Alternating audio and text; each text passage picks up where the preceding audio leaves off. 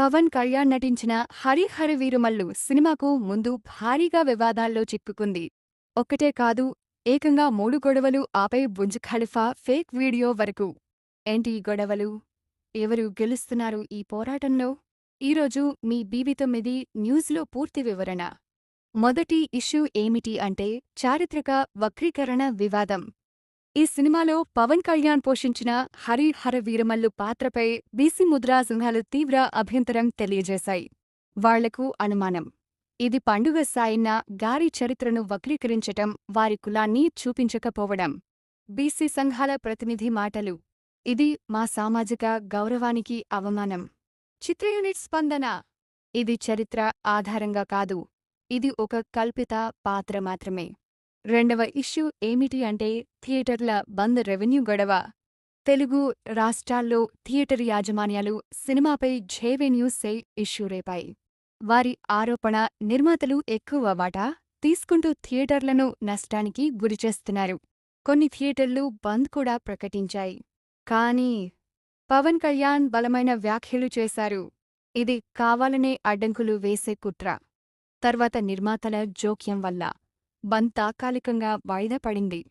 మూడవ ఇష్యూ ఏమిటి అంటే బుర్జ్ ఖలీఫా ఫేక్ వీడియో వివాదం. ఒక ట్రెండింగ్ వీడియోలో బుర్జ్ ఖలీఫా మీద హరిహర వీరమల్లు ట్రైలర్ ప్లే అయిందని పుకార్లు. అసలు విషయం ఏంటంటే ఆ వీడియో ఫేక్. ఎడిట్ చేసి సోషల్ మీడియాలో వైరల్ చేశారు. అయితే బుర్జ్ ఖలీఫా ఒక వ్యక్తి కాదు. ఇది దుబాయ్లో ఉన్న ప్రపంచంలో ఎత్తైన భవనం. ఎత్తు 828 మీటర్లు, 163 అంతస్తులు. ప్రారంభ సంవత్సరం 2010. దీని పేరు షేక్ ఖలీఫా అనే యుఏ అధ్యక్షుని గౌరవార్థంగా పెట్టారు.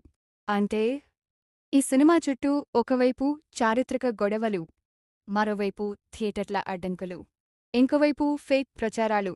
ఇది ఇలా ఉండగా అమావాస్య రోజే సినిమాను రిలీజ్ చేస్తున్నట్లు చిత్రబృందం యూనిట్ తెలిపారు. అయితే ఈ విషయంపై కూడా అనేక అభ్యంతరాలు వ్యక్తం అయ్యాయి. ఎవరైనా మంచి రోజు చూసుకుని సినిమాను రిలీజ్ చేస్తారు, అయితే అమావాస్య రోజే సినిమా రిలీజ్ చేయడమేంటని కొంతమంది అభ్యంతరం వ్యక్తం చేసినట్లు కూడా తెలుస్తుంది. అయితే ఇన్ని ఇష్యూస్ మధ్య జూలై 24వ తేదీన సినిమా రిలీజ్ అవుతుంది. పవన్ అభిమానులు మాత్రం ఒక మాటే అంటున్నారు: ఏం అయినా గెలిచేది మా వీరమల్లే. మీ అభిప్రాయం ఏంటి? ఈ వివాదాలపై మీరు ఏమంటారు? కింద కామెంట్ చేయండి. బీబీ9